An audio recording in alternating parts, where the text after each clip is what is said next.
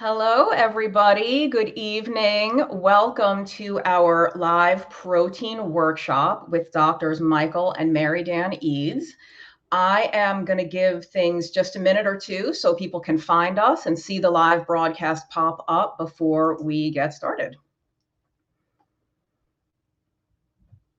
And please, I will mention this again another time or two, but we will have a Q&A portion after the presentation. So please hold your questions until they are done. I think that's going to help us keep better track of things. So we definitely welcome your questions, but please hold your questions until we say that we're open for questions.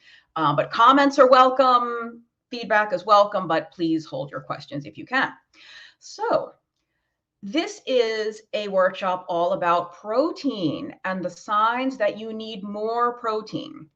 And it's coming to you from Adapt Your Life Academy. I am Amy Berger. I am a low carb and keto nutritionist, and I am the head nutritionist and lead writer at Adapt Your Life Academy. And I'm just the MC here. The real stars of the show this evening are doctors Mary Dan and Mike Eades. And if you are relatively new to keto and low carb diets, you might not know who these two people are because there's a lot of sort of new influencers and people that you know from YouTube and all social media. So I would like to just give you a quick introduction to the Doctors Eades. As far as I'm concerned, you will be in the presence of low carb royalty this evening. They wrote a book. Now, they've written several books, but one of their most popular, most famous books is Protein Power. And this book came out in the mid 1990s. And I reread it again recently. It is every bit as relevant and helpful and important today as it was then. And so the Doctors Eades really have been in the low carb space longer than just about anybody. There is probably no one better to learn about protein from than these two people. And they are both physicians. They had a practice for many, many years where they were some of the earliest people doing low carb diets to help people lose weight, reverse diabetes, and all that good stuff that we know this way of eating does.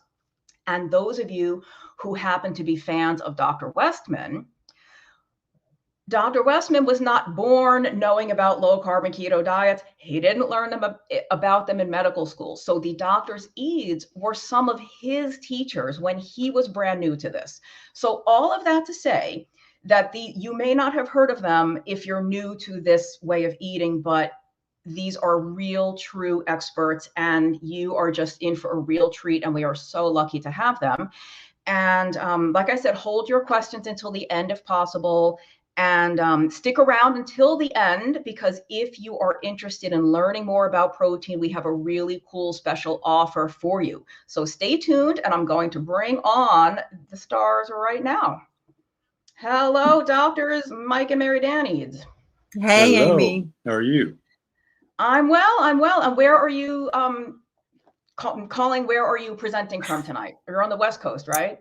We West are Coast. West Coast. Okay. Santa Barbara, California. What a beautiful place.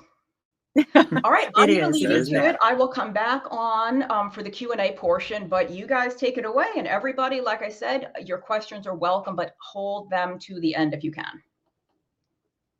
All right. Well, started out, I am Dr. Michael Eades. And I'm his wife, Dr. Mary Dan Eades. And we've, as Amy said, we've been practiced for a long time. We have been treating patients with low-carb ketogenic diets since the early 1980s. So I guess that makes it about 40 years now. And so we've had thousands and thousands of patients, lots of experience. I don't think we've ever, we've seen it all in terms of low carb. That's true. And we've written, 14 books? 14 books altogether on medical and health conditions. And we had Protein Power, as Amy mentioned, back in the 1990s, that sold a whole lot of copies and was named Protein Power because actually that's what the publisher wanted to call it. And we didn't really like that title, but now it's become a great title. So they were a lot smarter than we were. So when you talk about protein, you got to think there are 3 macronutrients. Those are the things that give you calories. There's protein, there's carbohydrates, and there's fat. But of those things, protein is really the most critical because it's the only one that's really a macronutrient, because the others are basically fuel sources. You get fuel from fat. Now you get some essential fatty acids in there, but mainly fat is a fuel. And carbohydrates are a fuel. There is no essential carbohydrate, and they're strictly used as fuel. And the body can shift from one to the other. The body can also use protein as a fuel, but it doesn't really like to, because it would rather preserve that, to use it to build muscle, to build enzymes, to build all your protein structures. But that's the difference between really a nutrient and a fuel. Protein, he talked about building things with it. It itself is made of building blocks, and many of you will know this. There are 20 amino acids that make up every protein in the body, and there are like 10,000 proteins or more in the human body that we have to make all the time. So our need for protein is never ending. It's the one thing we absolutely must have. It's the cornerstone of human nutrition, because it does so many things in the body. I mean, everything of us, your hair, skin, nails, bones, organs, your heart, your lungs, your liver, your pancreas, everything about you, including hormones, neurotransmitters, enzymes, everything that makes the body work is basically a protein structure. And we use it up, we wear it out, we have to replace it. And there's really no reservoir for protein in the body other than your lean body mass, which you don't want to consume. You want to build and strengthen. Therefore, dietary protein coming in regularly with all of the essential 20 amino acids is important. And of those 20, there are 8, conditionally 9. There's a early in life and very late in life. Arginine is also a required amino acid, but there are 8 essentials, and the rest of them can be made out of those 8 if you give your diet enough protein to do that. Of the essentials, there are a couple of them, if you're trying to build muscle and build your lean body mass back up, that are very important. We're going to talk a little bit more about those as we go along in this little discussion. Second, only to water. Protein is the most critical nutrient for human health. As Mike said, there are no carbohydrate deficiencies known, not a single one, but there are 2 important protein deficiencies known. You may have heard of those. One is called kwashiorkor, and one is called marasmus. And these are extremes. This is the children in Africa that you've seen that have bloated bellies and distended bellies and swollen hands and feet, or the tiny, tiny babies whose little arms you could put your fingers around. Those are extremes of protein malnutrition, but you don't have to go to that extreme to find consequences of a lack of protein in your diet. That's right. And in young people, protein is absolutely critical for growth and brain development. The lack of it stunts growth and impairs cognitive function and learning.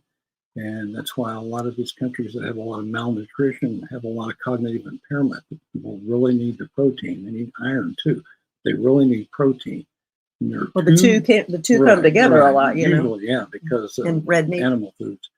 Now, there are 2 times in your life when your protein need really increase, and one of them is when you're young and growing, because you've got to build body structures, and all of your body structures, as she said, are bones, muscles, everything is made of protein. Even your bones, you think of bones being calcium. Well, it's calcium, but it's on a protein kind of a template or matrix. So when you're young, you really need protein to grow, and you need plenty of it. And when you're old, you need protein, because once you've reached about age 30, as we'll talk about a little bit later, you start to lose protein. And so you've constantly got to eat more, and you've got to work out to keep from losing your muscle mass.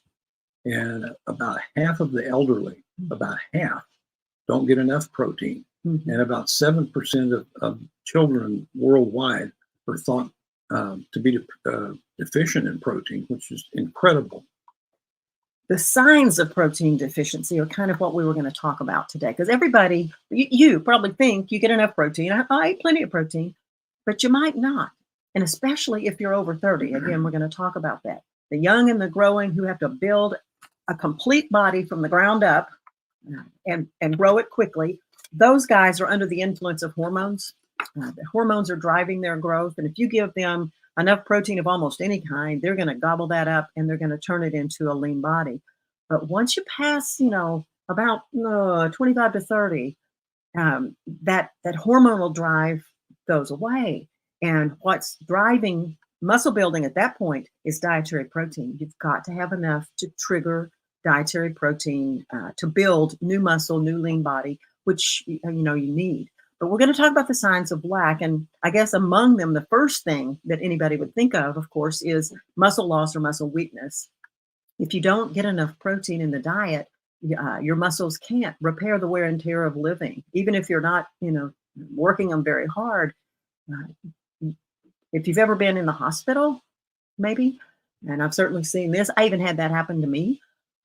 You get into the hospital and you're sedentary in bed for a few days and you become so weak when you get out, you almost can't walk. I mean, I was young and I had a bad car wreck when I was young and I ended up in the hospital for a week because of that in bed. And when I got out, I mean, I'm 19 years old and I can barely walk to the car because how quickly you lose the strength and the stamina in your muscles when that happens. And it's that much worse when you're older.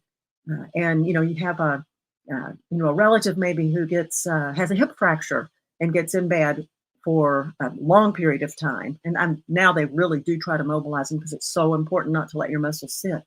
But you probably know firsthand how quickly, may have happened to you, how quickly you can lose muscle mass and muscle strength, especially. So a sign of relative protein malnourishment is if your muscles begin to dwindle, or if you are weaker than you used to be. You can't open jar lids. You can't pick heavy things down from above your head. You can't get your carry-on in the overhead bin. There's a million things that just day-to-day living that you depend on good quality protein coming in the diet to keep your muscles strong. You get increased risk of fractures, you get more infections, you get slow healing of both fractures and even wound healing. You get digestive issues, dry, brittle, hair and nails, hair loss, skin thinning and dryness. You get anemia, you get swelling of your feet and ankles, because what a lot of people don't know is protein is what basically holds the blood inside the blood vessels. And if you don't have enough protein, it can seep out. And that's why these kids can get big bellies, and that's why people can get edema because they don't have enough protein. You can get brain fog, fatigue, memory disturbances, mood swing, depression, agitation, even cognitive impairment in your later years. I mean, the list just goes on and on and on. And protein impacts all of these conditions. It absolutely does. We've talked a little bit about muscle loss, and there's truly your muscle mass is it's basically like a savings account for good health in age. You depend on it more than anything else. In fact, that's one marker of longevity is what your muscle mass is for your relative size. And so muscle mass equals give it protein. So it couldn't be more important than that. But bones too, because the muscles are on a framework that's a bony skeletal framework. And as we age, bones thin and they get weaker. And, the risk for fractures of one kind or another, simple fractures from a fall or a major fracture like a hip fracture go up. And with those, that's a real, when that happens to an older person, that's hard to come back from for a lot of folks. Absolutely. So as Mike said earlier, the whole matrix that bones exist upon, we think of calcium and we think of all the minerals, molybdenum and phosphorus and boron and I mean, all the things that go into bone, but those things are just hung on that protein framework. It's a collagen protein framework. And so you've got to keep it repaired and replaced in order to have something for the vitamin D and the estrogen or the testosterone or whatever to hang those minerals on to make your bones strong. Early man had very strong bones. He was a meat eater. And she was too. They were both meat eaters, and they had cortical thickness in their bones much better than we have in our bones today. And so it's it's important that you do that. Yeah, and the thing that plagues people as they get into their later years, probably more than anything else, is this condition called sarcopenia. Mm-hmm. And sarcopenia is just it just means muscle loss or muscle wasting. And we've all seen it in elderly people. Mm-hmm. Their limbs just shrivel away because that's where a lot of the muscle mass is. And in order to maintain that, you've got to keep protein intake up. And it's really difficult to keep protein intake up unless you eat foods of animal origin. It's just tough to do because of some of the particular amino acids in those foods that drive the whole system that builds and maintains protein. And not only do you have to eat a lot of protein to keep it going, I mean, it's really a struggle. It really is. Mm-hmm. You've got to, and you've got to work out too. You've got to do some resistance training.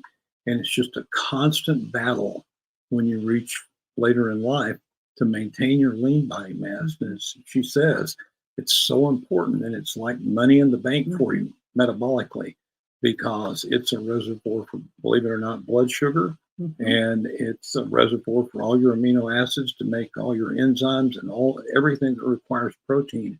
And it's just a constant battle against nature, because nature wants you to give it up and you want to keep it. And the longer you can keep it, longevity is associated with a greater muscle mass. You've got to work. When you're a kid, when you're growing up to age 30, you can grab protein from just about everything you eat. It's even got a minuscule iota of protein in it. But when you get over age 30, the battle starts. And when you're 60, it's a lot harder even than it is 30. And the older you get, the more difficult it becomes and the harder you have to work to maintain it. But believe me, it pays huge, huge, huge dividends. Absolutely.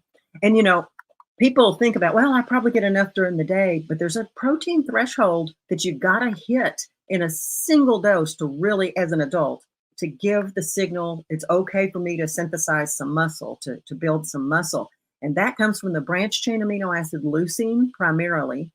You want to have all 20 amino acids in your amino acid pool richly, of course, if you're going to build muscle or bone or whatever. But leucine especially is a trigger for building muscle. And you need about 2.5 to 3 grams of leucine in a single dose at a single meal in order to build, to give the signal to build. And that's, usually 25 or 30 grams of protein total in, say, a chicken breast or a chicken thigh or whatever, a bunch of eggs. But you need that good signal, or you're not going to build. And then you want to work. You got to work the muscle against a load to build muscle and bone. And as she says, working the muscle against the load not only builds muscle, but builds bone as well. And you've got to have the bony structure to hang your to hang those muscles on. To hang your muscles on. Your muscles on. So it's really important in both cases. And it's really important actually for bone healing. I mean, if you're elderly and you break a hip, it's a catastrophe. Mm-hmm.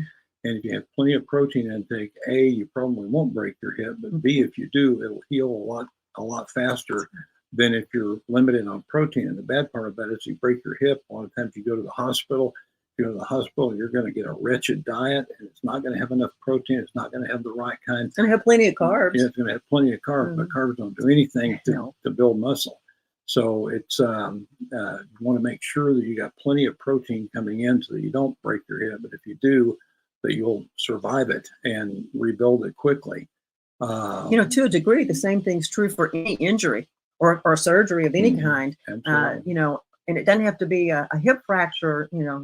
A lot of us, if you're an active person, you end up, straining an ankle or a knee or a shoulder or whatever. And same thing, if you're going to heal that as an adult, you've got to kind of drive the protein, particularly the branch chains, things like meat, eggs, and milk, right. In order to have the raw materials there to be able to repair, replace, rebuild when something like that happens. Yeah, and even if you're a kid, make it sound like you don't need protein, but you really do. You can get it from all kinds of sources. You actually need a lot. But you need a lot because you're growing. So if you want to grow as a kid or maintain the growth of your children or your grandchildren, make sure that they get plenty of good quality protein. There are all kinds of other places you lose protein and that you need protein from. You shed your lining of your gut regularly. Every time a cell replaces itself, we need protein to do that. You replace the entire lining of your gut about every few, well, it's measured in days or weeks. It's often, and the entire lining of your gut, which is where the rubber meets the road for digestion. So if you want your digestion to be good, you got to focus on having a good gut lining. And to have that, you've got to have enough protein coming in to rebuild and replace all that loss. All right. And your entire immune system made of protein. Underpins protein. And it prevents you from getting sick more often. It's just an absolute requirement for a robust immune response and to make immunoglobulins, antibodies, and all the different white cells to fight infection. Those are all protein based. Yep. We've talked about how important it is for wound healing to have plenty of protein, because you think of that in terms of like a cut injury. I've got to heal a cut, or I've got to heal a fracture. But another place where it's very important, and that I think people don't probably get it when they need it, is if you hurt the heart muscle in some way, you have a heart attack. Collagen is you gotta heal it with the tissues that build new heart muscle, and so you've got to have plenty of protein anytime you get an injury, an illness. Take a fall, bang yourself up, whatever. You've got to have it. Yep, and and use it for even things you might not think are that important. Your hair, for example, is a protein structure. So if you've got dry, brittle hair, well, protein generally helps that. Same thing with brittle nails and ridges in your nails. How many hairs do you think are on a human head? I have no idea. About 100,000. And when they shed, you got to replace them from the follicle all the way out. And so that's a constant turnover of protein. And if you don't have enough protein, the hair that's there hangs around and doesn't get forced out by new growth, and you have dry, kind of lifeless, brittle hair. And you can have crummy skin that's dry, and it flakes, it gets thin, it has poor turgor, which is kind of the moisture content of the skin, wrinkly, crepey. You don't want any of that. Yeah. And as I mentioned before, even the fluid part of the blood has to have protein to maintain the fluid in the blood vessels. People don't realize this, but blood vessels are porous. If you don't have protein to keep the fluid in, it just oozes out. So you've got to have protein for that. Well, and not only that, but the cells themselves, not just the white cells, but the red cells as well, made of protein. And particularly hemoglobin is a protein. That's the oxygen carrying pigment that's in every red blood cell. And another little interesting factoid, how many red blood cells are in a human body that have to get replaced? About the life of a red blood cell is about 120 days. And so every 120 days, you got to have a new one to take its place. And in a human body, there are between 20 and 30 trillion, that's with a T, red blood cells. 20 to 30 trillion. Of the number of cells in your whole body, 70% of them by cell number are red blood cells. And they get turned over, and you got to replace them every 120 days. Year in and year out, month in and month out. Got to have protein to do it. And iron. That means you got to do about 10 trillion cells every 30 days, 40 days. Yeah, something like that. That's a lot. That's a lot to turn over. And as I mentioned before, you need a lot of protein. I mean, you need protein to build white blood cells, your immune cells that fight infection. Leukocytes, neutrophils, eosinophils are all used up and worn out, and they've got to be replaced constantly. Not like the red blood cells are, but they do have to be replaced. There are not as many.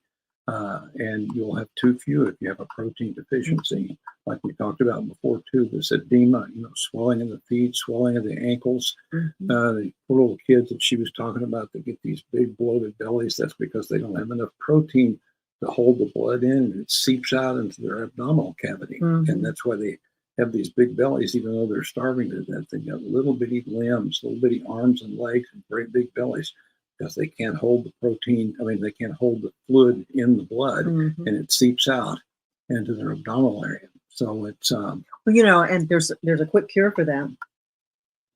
Yeah, good quality protein. Nutrition. Yeah, I mean, even if they have enough calories to support themselves, if they don't have enough protein, they're going to suffer this kwashiorkor, can't keep the fluid part of the blood where it belongs. And they'll have all these other, hair, skin, and nail problems, obviously, and cognitive problems, obviously. But it can all be fixed by giving them complete protein. So like milk is perfect, milk or meat or eggs. Mm-hmm. And unfortunately, most of them get way too little protein, and mainly plant protein, which is generally insufficient in certain amino acids to make the proteins that they need to hold the fluid in their blood vessels. And it's really a tragic situation. You remember what kwashiorkor means? No, but I'm sure you do. I do. The sickness that occurs when the next child comes. Yeah. So when a toddler gets weaned from human breast milk onto something like, cream of wheat, rice, boiled rice, whatever, which is what it usually is, he gets sick or she gets sick because they're not getting complete protein, and the new baby's getting it. So, who will also suffer kwashiorkor when the next baby comes. So it can all be fixed just with protein. There's another major organ that can be protein dependent, and that's your brain. We've said that people who eat on the higher end of the protein scale as they age have less likelihood of having senile cognitive decline, and that's true. But all kinds of things that make our brains work and make us work also are protein-based, neurotransmitters, and many of them are familiar to you, I'm sure. Serotonin, tryptophan, the one you get when you eat turkey at Thanksgiving and it makes you go to sleep. GABA, glutamate. I mean, all of these, dopamine, all of these neurotransmitters are protein-based too. And when you don't get enough protein, you can start having issues related to all of these. That it's a very tight, orchestrated interplay between all these things. And when they get out of sync, things happen. You have brain fog. You can't call words. You can't think clearly. You have that mid-afternoon slump where you can't wake up. You can have difficulty learning new things, or kids, if they're just learning things, can have difficulty if you don't have all of the required numbers and amounts of neurotransmitters, all of which are protein-based, every single one of them. And you can make a huge difference in cognitive ability in kids by giving them plenty of protein. I think over the years, I've told parents a million times that I don't care what else your kid eats, as long as he eats the protein or she eats the protein, because that's the single most important, the most critical nutrient for building a strong and healthy child and to maintaining a healthy adult. And it's protective in the elderly too. It's not just kids. I mean, people get senile cognitive impairment, which improves on a higher protein diet. You could do a world of good in nursing homes just to feed them some protein. Unfortunately, they feed them just the opposite usually. So protein is really protective in the elderly. And protein helps with weight loss. Yes, it does. And it helps with weight gain and people who want to gain weight, people who want to build muscle. But protein, because it's not just burned up like carbs and fat are, either burned up or stored, it's used. So in the process of breaking it down and converting it into what it needs to be converted to, it chews up some calories. And so it ends up having what's called the thermic effect of food. It makes you burn more calories than you would otherwise burn if you didn't have the protein, because it's really metabolically expensive, I guess is a good word for it. I mean, your body has to spend a lot of energy to move it around and do what you need to do with it. With carbon fats, you burn them or store them, basically.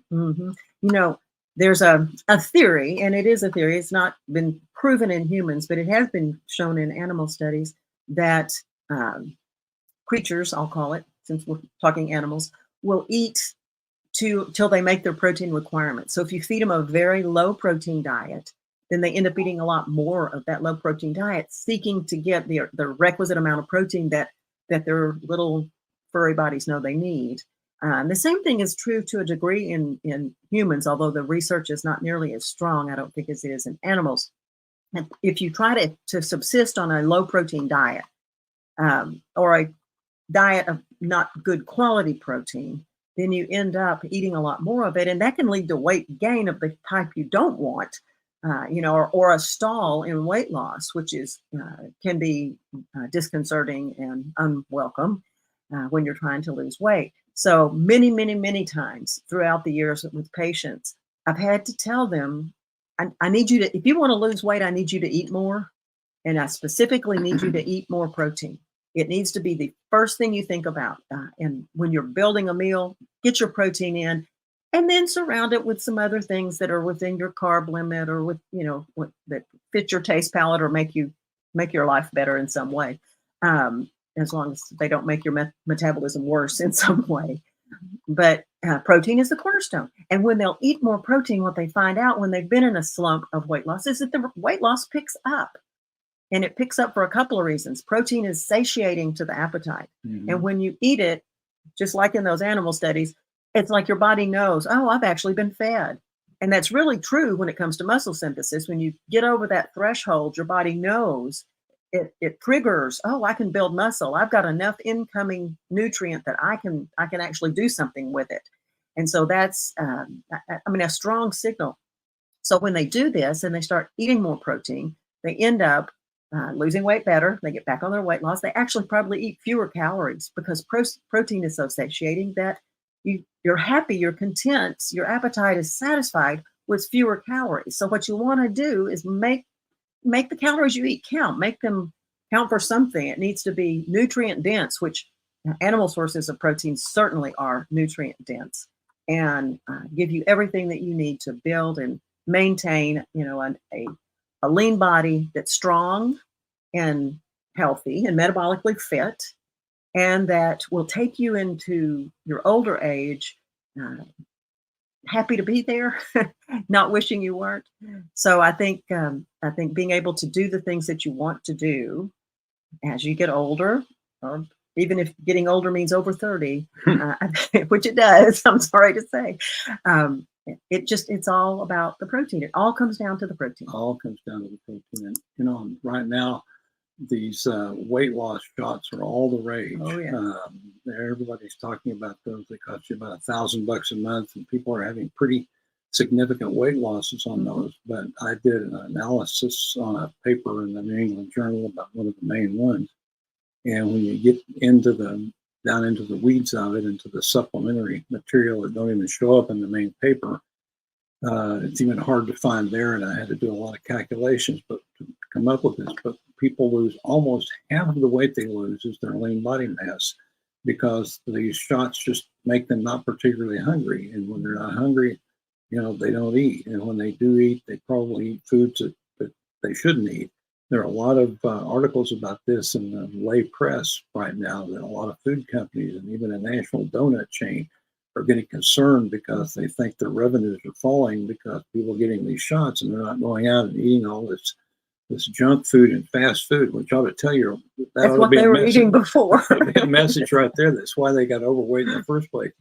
But they quit eating all that stuff, but they quit eating a lot of protein too. They just kind of quit eating. And what happens to these people is that they lose their lean body mass, they lose lean muscle mass, and they think that they're doing great because they're losing weight.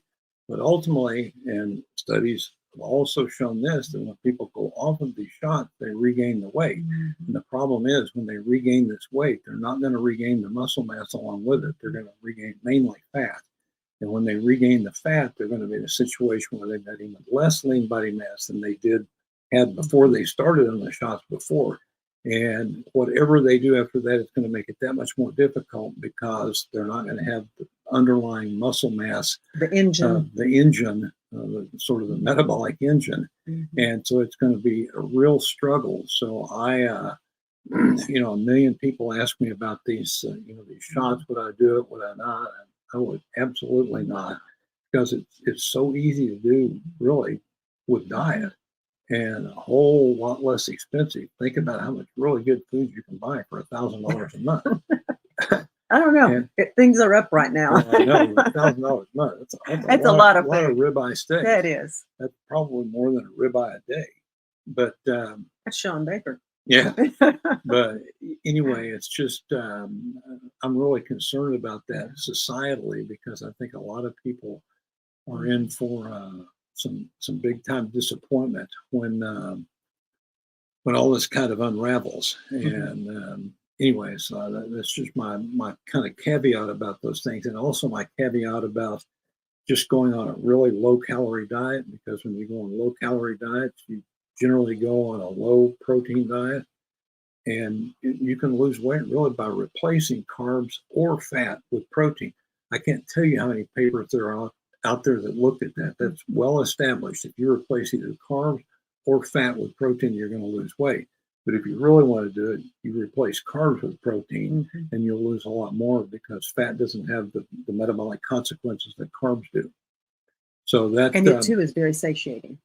Oh yeah. So you'll end up eating fewer calories. Right. You'll end up eating less overall. Overall. And so so your optimal diet is a combination of fat and protein.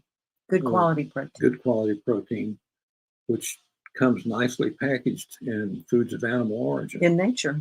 Yeah. Nature knows once Nature again. knows. Nature knows once again. And here's a little factoid for you. You can think about this. Have you ever seen fat and carbs together in nature? Can you think of anything? Concentrated large amounts. Concentrated large amounts. Yeah, You'll have a little bit of one and another, but and nuts, but fats amount. and carbs generally don't come together in nature, and so they probably shouldn't come together in your diet. Probably not. We've been at this protein thing, as Mike said at the outset, for a long time, for 40 years.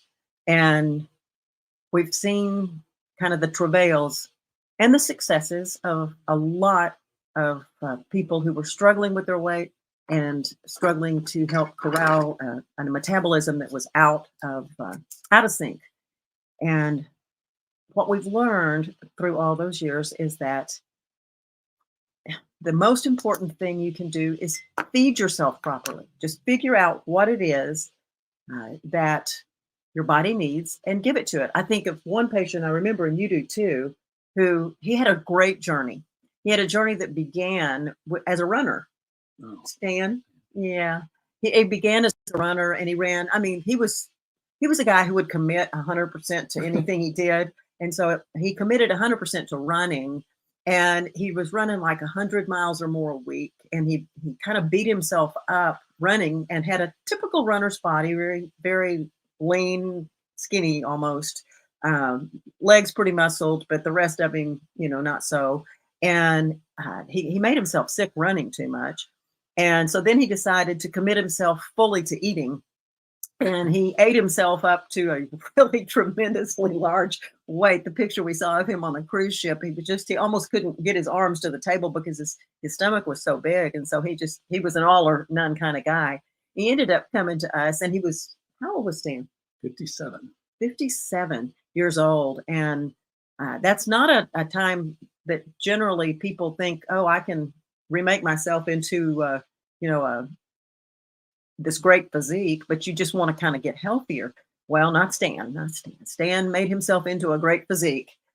He lost, oh gosh, do you remember how much? No. I don't, a lot. I would say 70 or 80 pounds at least. Yeah. And then started working out. And I mean, if you think at 57 that you can't retighten yourself up and look lean and virile, I'll say. I mean, he did, and he ended up becoming a competitive weightlifter, bodybuilding type weightlifter. I mean, he went to the nth degree. So the story of Stan is there to remind us that it's absolutely never too late to change the way you eat and change your life. And it's all in your hands. I mean, that's the beauty of it. Once you know how your metabolism works and you know all about protein, you get to decide. You get to pick the outcome. It's all in your hands. Absolutely. I mean, As I always tell every patient, you have absolutely 100% control over everything that goes in your mouth. Yeah. And so you just have to choose to make the right choices. And the right choice really always needs to include a fair amount of protein, of good quality protein, not necessarily plant protein, which is less good, not the best for a whole host of reasons. Yeah. Is that about it? I think that about wraps up what we wanted to say about protein to you. Now we need to find out what you want to know. All right. Yes. Thank you so much for that, everybody. I think that we can agree that there is not a single part of your body that doesn't need protein in some way and that doesn't benefit from you getting the proper amount. And we do have a bunch of questions. We may or may not be able to get all of them, but we'll get to as many as we can. Before I start fielding you some of the questions, I do think that we need to clear up a very important point that somebody asked about, but I think before we get to some of the questions, it's important to make this distinction. Can you please talk to people about the difference between, somebody was asking about when they're concerned about getting enough protein, is that grams of protein, should they do it when the food is raw or cooked? But we're not talking about grams of food. No. Please clear that up for people before we talk about any other numbers. Okay. When we say grams of protein that you need per day, like for example, the RDA, which is woefully low and a minimum at the very least, says that an adult human, a human needs 0.8 grams of protein per pound, per kilogram per day. And we kind of like to go a little higher than that ourselves. We like to actually put it in terms of lean body mass because that's what you're really feeding. But at any rate, whatever the number is for the amount of protein, like say, we need you to get 80 grams of protein a day. Well, that doesn't mean 80 grams of food, because in a steak, for example, an ounce of steak weighs 30 grams, but it only has 7 grams of protein in it because it's mostly water, because all fresh food is mostly water. I mean, it has some fat in it too, but it's the protein in it is only a certain portion. So when we're talking about protein grams, what we want people to count up are the actual protein grams in that serving of food. And that's not going to change even if it shrinks with cooking. So it doesn't matter if you measure it raw or cooked. I guess if you start out with a certain number raw, it doesn't matter what it cooks down to, it's still going to have the same amount of protein in it. And that's what you want to know. So if we say we want you to eat 30 grams of protein at a meal, then that might be something like the amount of protein in a chicken thigh. That's about 30 grams of protein. So, and also you've got to be really careful looking at labels, because protein on labels is measured as crude protein, which goes through this formula to calculate it, and it's based on the nitrogen content of the food to begin with, and it's they multiply this out based on the nitrogen content of the food. And plant foods can have a lot of nitrogen, and like potatoes have a lot of nitrates, and that's nitrogen, but that's not the kind of nitrogen. Not protein nitrogen. Not protein nitrogen. Right. But they multiply that out, so that's included when you see labels for plant-based foods. So the protein is always lower in those foods than what it looks like, and with animal-based foods, it's probably a little bit higher. So you have to get more plant food, but then you get all the other stuff that comes with plant food, which is usually carbs. So just be careful, because if you look on a label and it says, the protein is 6 grams and it's basically a plant food, you're really not getting 6 grams of protein there. That you can actually use. Yeah. Right. Yeah. So we have another question about plant versus animal that we'll get to, but just so everybody's clear, grams of protein is not the same as grams of a protein food by weight on a food scale. Correct. Okay, so let's see. We have, never heard of this issue, but can you touch on somebody that feels sleepy after they eat protein? Oh, and before, just real quick for everyone who's asking, yes, a replay of this will be available. You can watch the replay as soon as this is over. You should be able to watch the replay on the Adapter Life YouTube channel or on my own YouTube channel, or some of you are in Facebook groups where it's streaming, but yes, you will have a replay. Okay, take it away. Yep. Yeah, the tryptophan is an amino acid that's in protein that makes you sleepy. Especially turkey. and a lot of it in turkey. But what ends up happening, and which is a classic Thanksgiving dinner syndrome, if you eat protein and you eat carbs, the carbs run your insulin up. Protein actually runs your insulin up a little bit too. When your insulin runs up and you've digested these proteins and you have all of these amino acids out in your circulation, insulin runs the amino acids into storage. It sends them basically out of the blood and stores them away, all except for tryptophan. It doesn't affect tryptophan.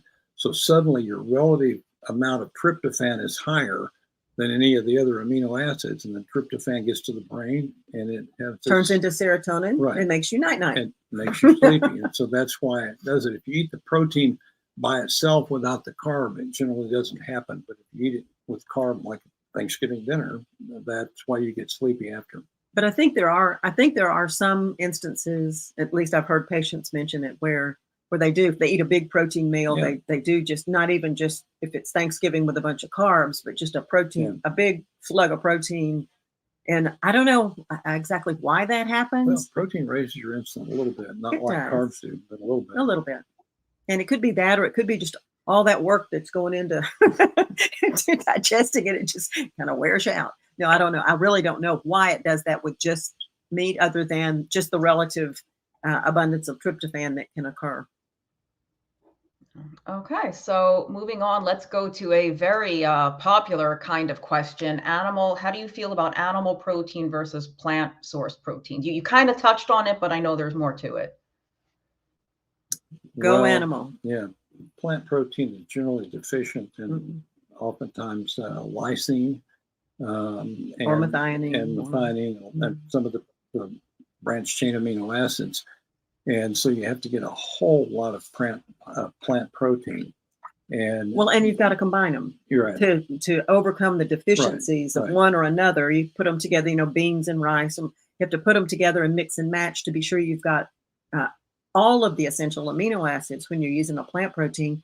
And then you need to get an extra abundance of it because of all of the because the crude protein is not the true protein, because you're getting a lot of non-protein nitrogen in plant proteins. It's nitrogen, well and good. It is. You just can't use it because you don't have multiple stomachs like a cow with bacteria in them. Yeah, and I see on the question that it says pea protein. That one's probably not too bad. It's probably maybe the best of the bunch, maybe, but it's still amino acid wise, right. But if you ever look at, at what these graphs that show, there's a line that says this is the optimal amount of protein, and all the animal sources are just way above the line, and pea protein comes close, and all the rest of the plant proteins fall pretty short.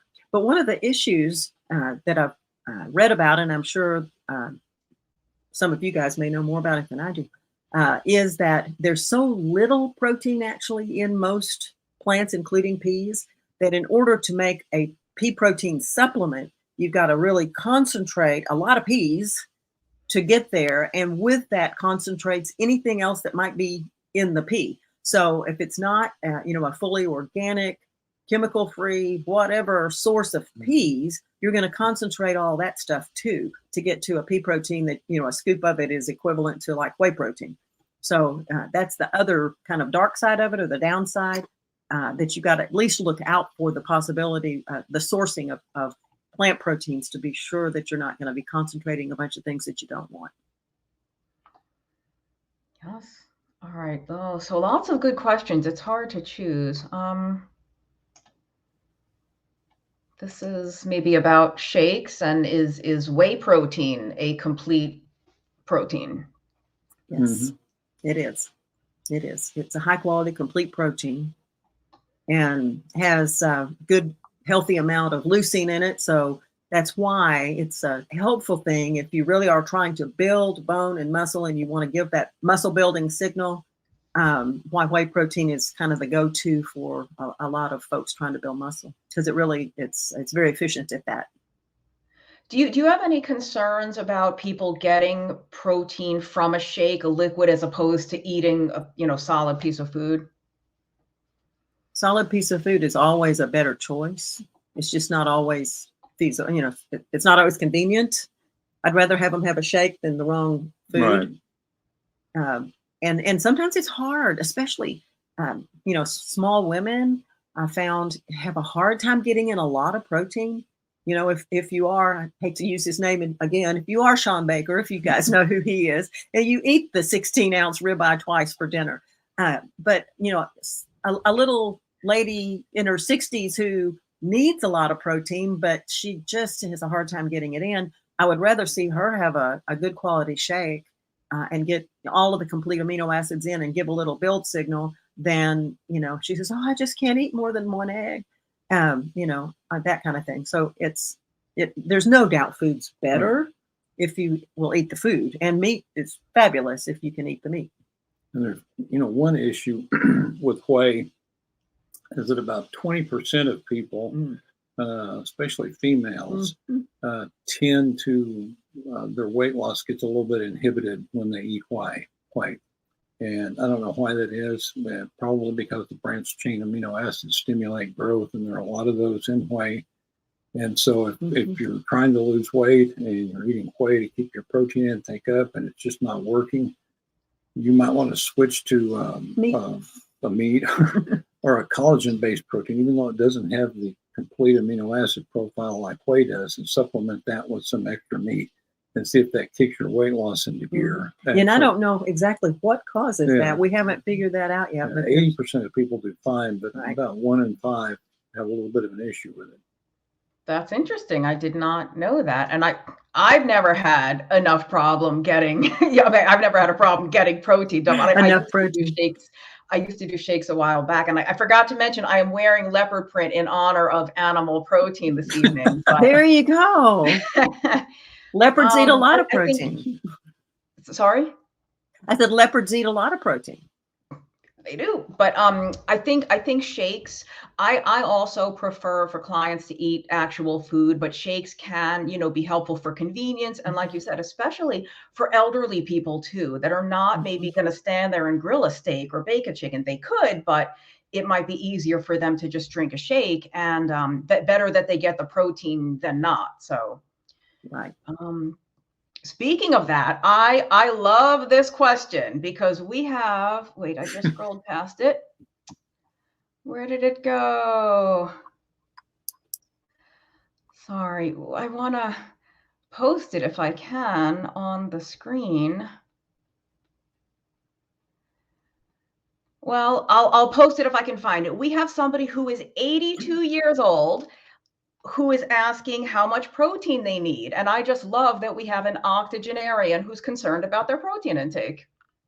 As well, he or she should be. Well, I don't know. I'll give it to the 76-year-old to answer. What do you think? Well, it depends on size. It depends on lean body mass size.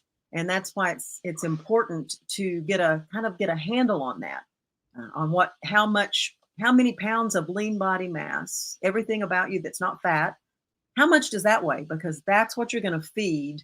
And we would say a half to 1 gram of complete protein per day per pound of lean body mass, not per kilo, because we're so not metric ourselves because we're old school.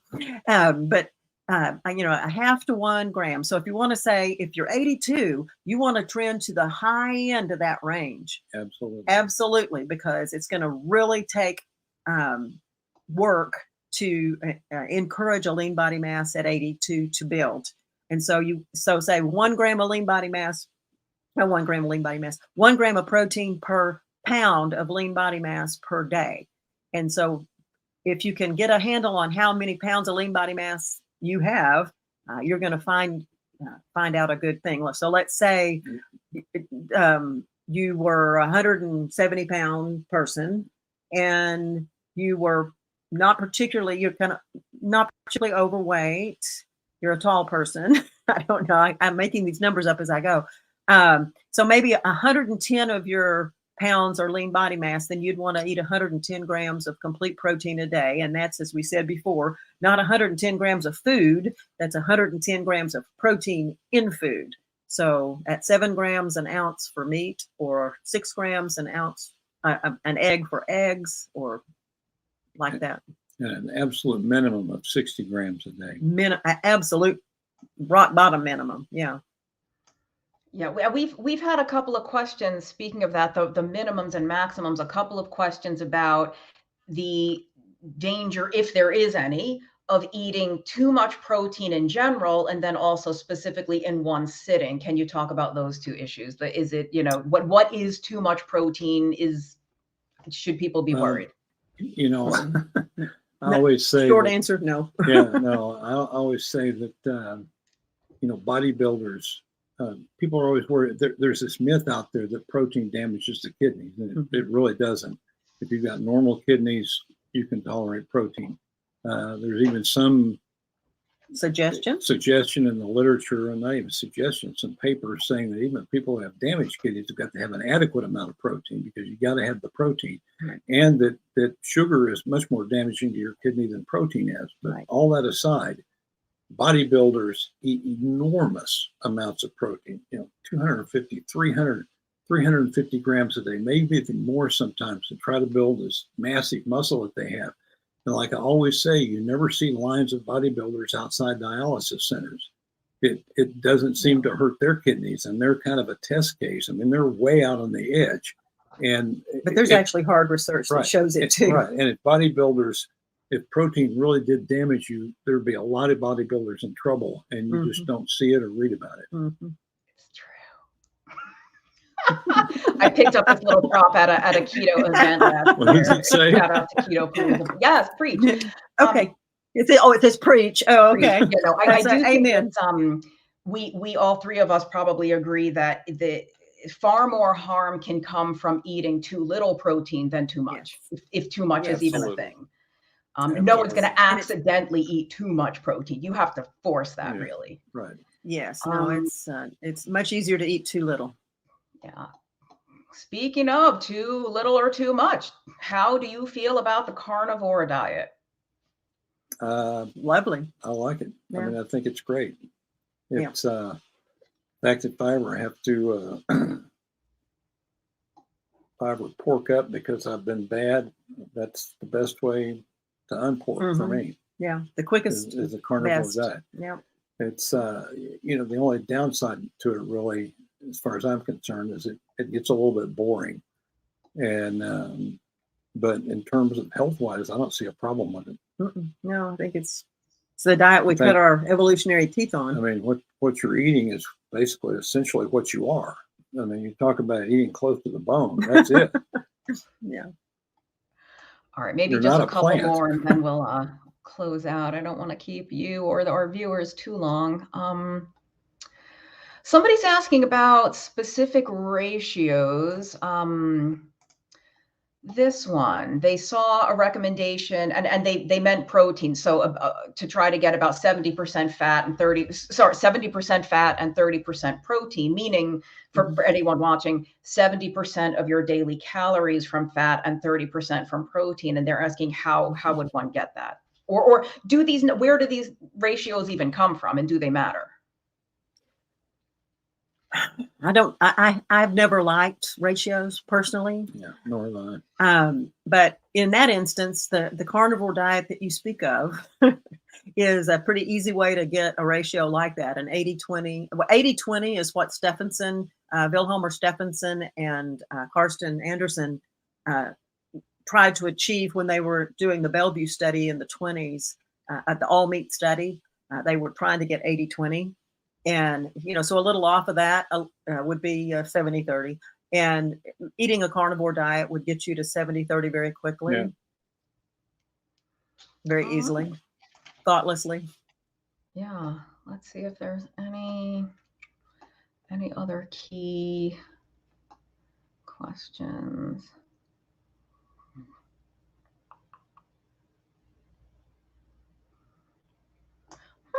This is sort of interesting. If somebody has acid reflux, how does that affect protein digestion, if it does? Well, I don't think the reflux itself has anything much to do with protein digestion. Well, it proves you have acid. Yeah, it proves you what you have need to digest protein. And you know, the digestion actually begins in the stomach, and goes on from there. And usually reflux is what we found out accidentally. Nobody ever talked about this. I'd never heard of this, and we started putting people on low carb diets back 40 in years the ago. 80s. They kept coming in and saying, my reflux went away. Why did that happen? I said, I have no idea. But it happened often enough that all the time, in fact. And so I got to the point where I said, look, if you got reflux, it's going to go away when you start this diet, and it does. And it's nobody really knows with certainty what brings that about. I mean, one theory is that because you do have bacteria in the lower end of your small intestine, and if that overgrows, it's called small intestinal bacterial overgrowth. And the bacteria that feed on carbs basically release gas. And when they release gas, that can travel up the small intestine through the stomach and force its way out through the lower esophageal sphincter, especially if that's weak. And then you can get reflux. And that's why if you quit eating carbs or cut back on the carbs, then these bacteria don't have anything to grow on, and bacteria either live or die based on what they're fed. And if you don't feed them the right stuff, they die. And they don't reproduce. I mean, a small portion of them are still there waiting for a bunch more carbs to come along, but they don't release the gas, and so reflux goes away. So I don't think it has, and not in every single case. And it's what I say, nobody knows exactly what the cause is, but this small intestinal bacterial overgrowth, to me, it sounds like a reasonable explanation for it, and a reasonable explanation why it would go away with a low carb diet. And I've seen people tie it with insulin resistance, except I've never seen anything mechanistically in terms of how insulin resistance either makes it come or reducing insulin resistance makes it go away. So I don't really know, but I don't think it has anything to do with protein digestion. Well, and the question mainly was, how would having that, would that impair your ability to digest protein? And I would say, no, it doesn't impair your ability to digest protein. But, if you think about it, the lower esophageal sphincter is just a muscle. And when you eat more protein, you're going to help build muscle. So maybe you may strengthen it by just eating more protein. And when you do resistance training, it's something that happens with age. All muscles get weaker basically with age. And if you do resistance training and build up your muscle mass, then all muscles improve, not just the ones you work out, but there's a systemic effect of that, and that could tighten the lower esophageal sphincter up a little bit. And the problem really with protein and GERD, as far as I'm concerned, is people that take these protein pump inhibitors and take a lot of antacids and reduce proton pump inhibitors. And they reduce their stomach acid, is that they can't digest protein as well because of that. And not only that, they reduce the acidity of their stomach acid. And what a lot of people don't realize is that's a main line of defense against infection, because you breathe a lot of stuff in that's not particularly good for you. And what ends up happening, it gets stuck in the sticky mucus in your respiratory tract. And this sticky mucus has these little hairs in it that are always working to bring it back up to the top. And so every time you swallow, you're swallowing this stuff that's bad for you that gets caught in these little hairs. And when you swallow it, it drops into this really bath of acid in your stomach that kills it. And so a lot of people don't realize that that's a line of defense, and so immune defense. And so that's why people who take these proton pump inhibitors tend to get more infectious diseases, especially pneumonia. But that just brought up to my mind, in relative to the question that was asked, if you have acid reflux and you're on a proton pump inhibitor, that could impair your ability to digest protein because you don't have as much stomach acid. And so that's a good reason to go off a protein pump inhibitor and just go on a low carb diet, if you ask me, but don't do it without your doctor's advice. All right, we have two more questions and then we'll close out. There's I'm going to, it's kind of a long question, so I don't know how it'll appear on the screen. Basically, the gist of it is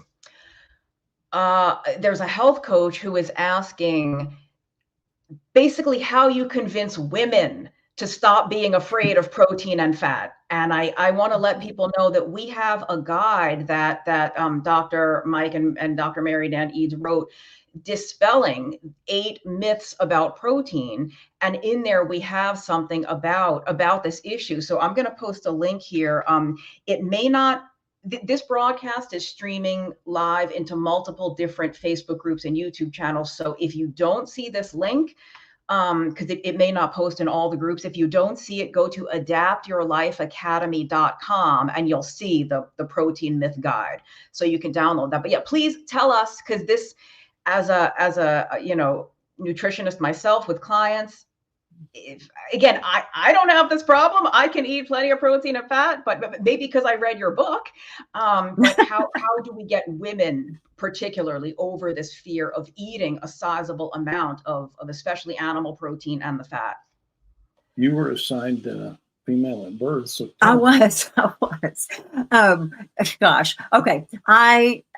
It is a hard thing because I think a lot of it is, and young women especially, but almost anybody, it's been so driven into the minds of especially women that fat makes you fat and that eating too much protein is going to make you a bodybuilder.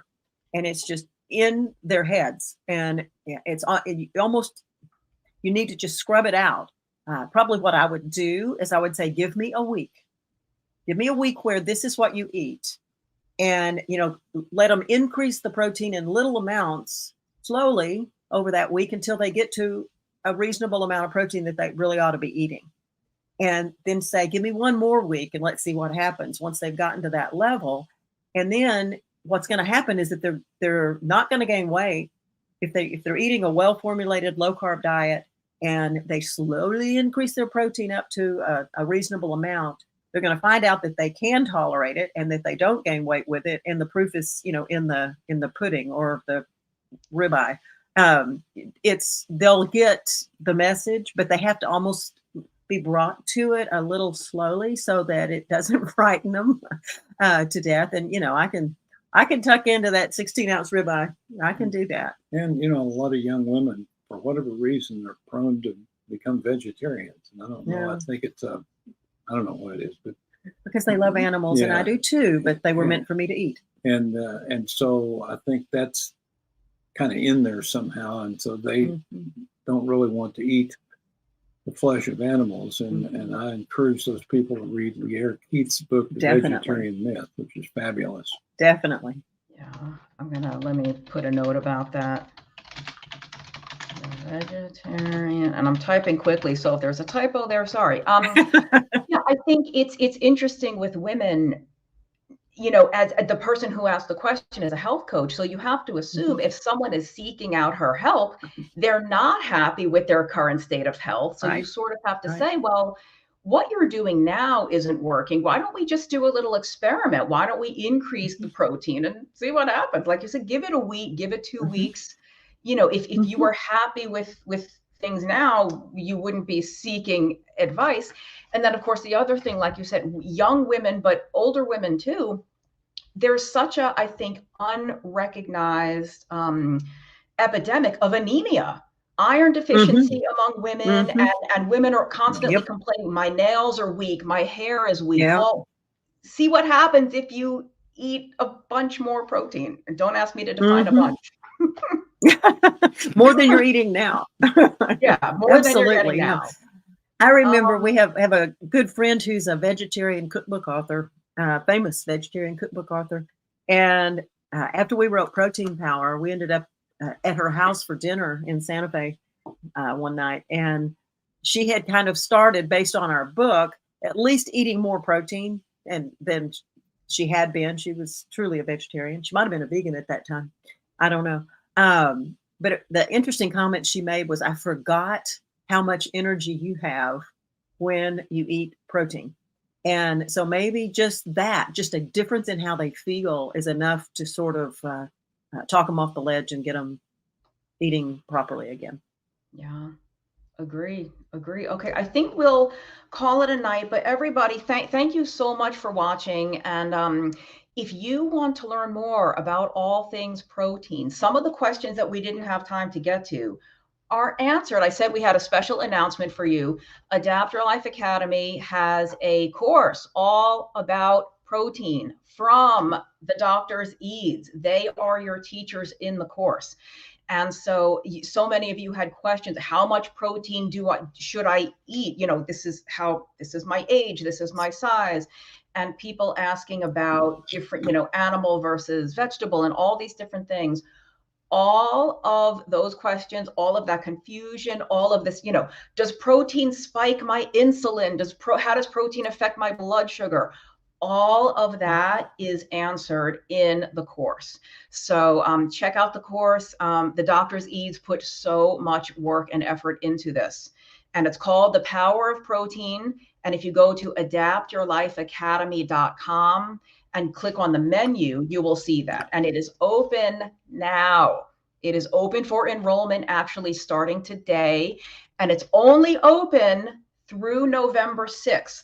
So it's only a limited time, but that's just the period during which you can actually enroll. Once you enroll, it's self-paced. So you don't need to finish the course by November 6th. In fact, the Doctor's Eades will do 3 live sessions with people in the course. And that's over the next 2 or 3 weeks after the closing period. And it's self-paced. It's pre-recorded video lessons of all the teaching that you can watch at your own pace from anywhere in the world.